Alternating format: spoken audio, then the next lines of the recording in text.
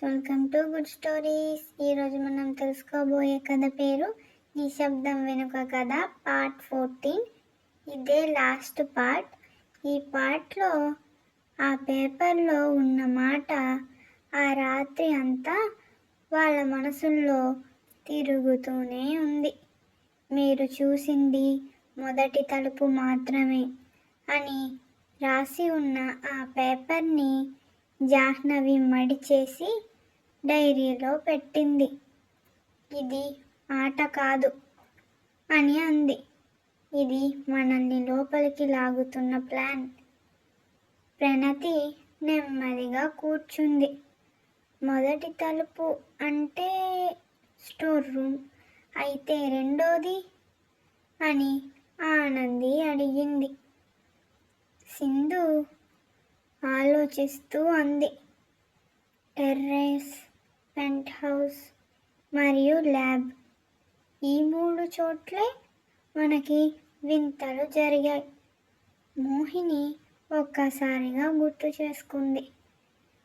Principal ఎప్పుడు పై ఫ్లోర్లోనే ఉంటుంది అని అంది. ఆమె మనల్ని ఆపలేదు, అది ముఖ్యమైన విషయం అని అంది. ఆ రాత్రి మళ్ళీ కరెంటు పోయింది. ఈసారి హాస్టల్ మొత్తం కాదు, వాళ్ళ బ్లాక్ వరకు మాత్రమే. ఇది యాదృచ్ఛికం కాదు. జాహ్నవి లేచి నిలబడింది. ఇప్పుడు అని అంది. ఎవ్వరూ ప్రశ్నించలేదు. టార్చులు, ఫోన్లు పట్టుకొని నిశ్శబ్దంగా బయట మెట్లు ఎక్కుతూ వెళ్ళారు. ప్రతి అడుగు భయంతో నిండిపోయింది. టెర్రస్ తలుపు మూసి లేదు. లోపలికి అడుగు పెట్టగానే చల్లని గాలి వీచింది. లైట్లు అన్నీ ఒక్కసారిగా ఆన్ అయ్యాయి. అందరూ ఉలిక్కిపడ్డారు. మధ్యలో ఒక పెద్ద మెటల్ డోర్ ఉంది. దానిపైన ఒక కాగితం అంటించి ఉంది. ఆ కాగితం మీద do you want to know అని రాసి ఉంది. ప్రణతి గుండె చాలా వేగంగా కొట్టుకుంది. ఇది రెండవ తలుపు అని జాహ్నవి నెమ్మదిగా ఆ డోర్ని నెట్టింది. లోపల ఒక చిన్న రూమ్ ఉంది. చుట్టూ స్క్రీన్లు, సీసీ కెమెరాలు. ప్రతి స్క్రీన్లో వాళ్ళ మాటలు, వాళ్ళ భయాలు, వాళ్ళ ప్లాన్స్ అన్నీ ఉన్నాయి. ఆనంది కళ్ళల్లో నీళ్లు. మనల్ని ఎంతకాలంగా చూస్తున్నారు అని ఏడుస్తుంది. సింధు ఒక ఫైల్ తీసింది. ఆ ఫైల్ మీద ప్రాజెక్ట్ అబ్జర్వ్ అని రాసి ఉంది. Subjects 6 students.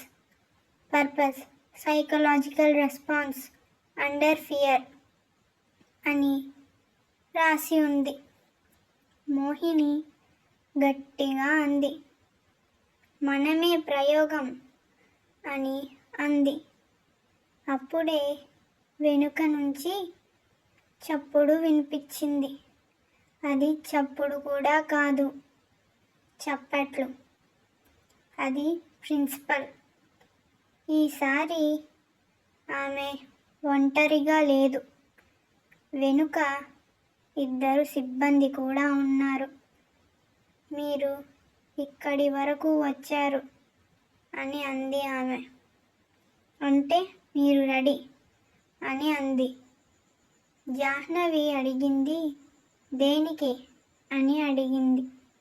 ప్రిన్సిపల్ నవ్వింది. చివరి తలుపుకి అని అంది. లైట్లు అన్నీ ఆఫ్ అయ్యాయి. స్క్రీన్లో ఒక్క మాట, టుమారో నైట్.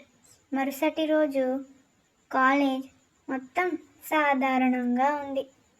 ఎవరూ ఏమీ తెలియనట్లు ఉంది. కానీ 6 మనసుల్లో ఒకటే టెన్షన్, ఆ రాత్రి గురించి. సమయం 12 గంటలు అయ్యింది. పెంట్హౌస్ డోర్ తానే తెరుచుకుంది. లోపల ప్రిన్సిపల్ ఉంది. టేబుల్ మీద ఒక ఫైల్ ఉంది. ఇది చివరి తలుపు అంది. ఇక్కడ నిజం ఉంటుంది అని అంది. జాహ్నవి ఫైల్ తెరిచింది. లోపల అన్ని రికార్డులు, అన్ని వీడియోలు, అన్ని ఆధారాలు ఉన్నాయి. ఈ ప్రాజెక్ట్ గవర్నమెంట్ ఫండెడ్. స్టూడెంట్స్కి తెలియకుండా టెస్ట్ సబ్జెక్ట్స్. ప్రణతి అంది. ఇదంతా నేరం అని అంది. ప్రిన్సిపల్ ప్రశాంతంగా అంది. కానీ అవసరం అని అంది. ఆనంది అడిగింది. మాకు ఎందుకు అని అంది. మీరు ప్రశ్నించే వాళ్ళు అని అంది ప్రిన్సిపల్. భయపడినా వెనక్కి వెళ్ళని వాళ్ళు అని అంది. సింధు ముందుకి వచ్చింది. ఇప్పుడు మేమేం చేయాలి అని అంది. ప్రిన్సిపల్ అంది, మీరు నిర్ణయించాలి. ఈ ఫైల్ బయటకి వెళ్తే కాలేజీ మొత్తం మూసేస్తారు. మీ భవిష్యత్తు ప్రమాదంలో పడుతుంది.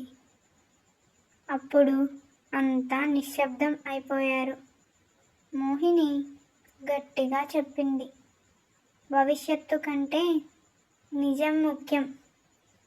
దానికి లిఖిత జోడించింది, ఇది ఆగిపోతే ఇంకెవరో బాధపడతారు అని అంది. జాహ్నవి ఫైల్ తీసుకుని డోర్ వైపు నడిచింది. మేము చెప్తాం అని అంది. ప్రిన్సిపల్ కళ్ళు మూసుకుంది. నెమ్మదిగా నవ్వింది. మీరు పాస్ అని అంది. ఆమె బటన్ నొక్కింది. స్క్రీన్లో ప్రాజెక్ట్ టెర్మినేటెడ్ అని వచ్చింది. అంతా డేటా డిలీట్. మీరు బయటకి వెళ్ళొచ్చు అని అంది.